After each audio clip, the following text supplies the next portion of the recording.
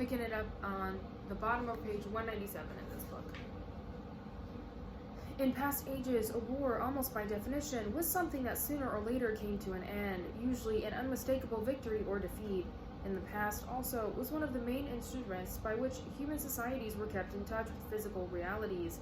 All rulers of all ages have tried to impose a false view of the world upon their followers, but they could not afford to encourage any illusion that tended to impair military efficacy. So long as defeat meant the loss of independence or some other result generally held to be undesirable, the precautions against defeat had to be serious. Physical facts could not be ignored. In philosophy or religion or ethics or politics, 2 and 2 might make 5. But when one was designing a gun or an airplane, they had to make 4. Inefficient nations were always conquered sooner or later, and the struggle for efficiency was inimical to illusions. Moreover, to be efficient, it was necessary to be able to learn from the past, which meant having a fairly accurate idea of what had happened in the past. Newspapers and history books were, of course, always colored and biased, but falsification of the kind that is practiced today would have been impossible. War was a sure safeguard of sanity, and so far as the ruling classes were concerned, it was probably the most important of all safeguards. While war could be won or lost, no ruling class could be completely irresponsible. When war becomes literally continuous, it also ceases to be dangerous. When war is continuous, there is no such thing as a military necessity. Technical progress can cease, and the most probable facts can be denied or disregarded. As we have seen, researchers that could be called scientific are still carried out for the purposes of war, but they are essentially a kind of daydreaming, and their failure to show results is not important. Efficiency, even military efficiency, is no longer needed. Nothing is efficient in Oceania except the thought police. Since each of the 3 superstates is unconquerable, each is inefficient, a separate universe within which almost any perversion of thought can be safely practiced. Reality only exerts its pressure through the needs of everyday life, the need to eat and drink, to get shelter and clothing, to avoid swallowing poison or stepping out of top-story windows, and the like. Between life and death, and between physical pleasure and physical pain, there is still a distinction, but that is all. Cut off from contact with the outer world and with the past, the citizen of Oceania is like a man in interstellar space, who has no way of knowing which direction is up and which is down. The rulers of such a state are absolute, as the pharaohs of the Caesars could not be. They are obliged to prevent their followers from starving to death in numbers large enough to be inconvenient, and they are obliged to remain at the same low level of military technique as their rivals, but once that minimum is achieved, they can twist reality into whatever shape they choose.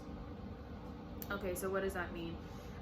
Essentially, Goldstein's book is arguing that the party, they are allowed to manipulate reality in pretty much any way except for physical pain and physical needs. So they have to recognize and provide for the physical needs of their citizens at the very, very bare minimum in order to keep them alive. But beyond that, they can pretty much just kind of warp reality in whatever way they choose and whatever way is going to be best for the party. And so in that way, they remain complete control over their people, and they can manipulate their thoughts in the way that they process the world around them. The war, therefore, if we judge it by the standards of previous wars, is merely an imposture. It is like the battles between certain ruminant animals whose horns are set at such an angle that they are incapable of hurting one another. But though it is unreal, it is not meaningless. It eats up the surplus of consumable goods, and it helps to preserve the special mental atmosphere that a hierarchical society needs. War, it will be seen, is now a purely internal affair. In the past, the ruling groups of all countries, although they might recognize their common interests and therefore limit the destructiveness of war, did not fight against one another, and the victor always plundered the vanquished. In our own day, they are not fighting against one another at all. The war is waged by each ruling group against its own subjects, and the object of war is not to make or prevent conquest of territory, but to keep the structure of society intact. The very word war, therefore, has become misleading. It would probably be accurate to say that becoming continuous, war has ceased to exist. The peculiar pressure that it exerted on human beings between the Neolithic age and the early 20th century has disappeared and has been replaced by something quite different. The effect would be much the same if the 3 superstates, instead of fighting one another, should agree to live in perpetual peace, each inviolate within its own boundaries, for in that case each would still be a self-contained universe, freed forever from the sobering influence of external danger. A peace that was truly permanent would be the same as permanent war. This, although the vast majority of party members understand it only as a shallow sense, is the inner meaning of the party's slogan, "War is peace." Okay, so essentially, this part is saying that the word war is misleading because they're not actually waging a war against somebody else. The ruling class or the inner party is waging a war against the outer party members, essentially to keep up this war hysteria. So it's not even like a war anymore, but because they are continuing with this idea of war and waging these battles, they are able to maintain a certain amount of peace within their own countries, and that's why war is peace. Because if they don't have war anymore, then they have all of this civil unrest, because all of these things start to come up, like, well, where are these consumable goods? Why are we fighting? Like, all of these things. So they need to maintain war, because if they do that, then they maintain a certain amount of peace in their country. So that's the explanation of that slogan. How many more pages do we got? This is a long chapter. We got a lot more, but we're working on it. We got this much. It's a lot. Okay. We're out of Goldstein's book for a minute.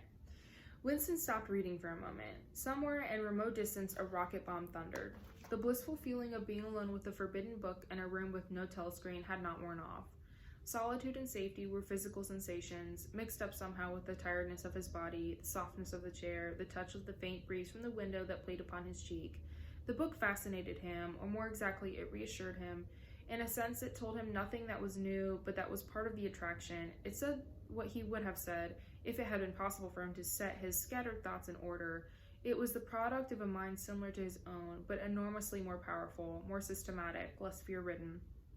The best books, he perceived, are those that tell you what you know already. He had just turned back to chapter 1 when he heard Julia's footsteps on the stair and started out of his chair to meet her. She dumped her brown tool bag on the floor and flung herself into his arms. It was more than a week since they had seen one another. "I've got the book," he said as they disentangled themselves. "Oh, you've got it? Good," she said without much interest, and almost immediately knelt down beside the oil stove to make the coffee. They did not return to the subject until they had been in bed for half an hour. The evening was just cool enough to make it worthwhile to pull up the counterpane. From below came the familiar sound of singing and the scrape of boots on the flagstones. The brawny, red-armed woman whom Winston had seen there on the first visit was almost a fixture in the yard. There seemed to be no hour of daylight when she was not marching to and fro between the washtub and the line, alternately gagging herself with clothes pegs and breaking forth into lusty song. Julia had settled down on her side and seemed to be already on the point of falling asleep. He reached out for the book, which was lying on the floor, and sat up against the bedhead. "You must read it," he said. "You too. All members of the Brotherhood have to read it." "You read it," she said with her eyes shut. "Read it aloud. That's the best way. Then you can explain it to me as you go." The clock's hand said 6, meaning 18. They had 3 or 4 hours ahead of them. He propped the book against his knees and began reading.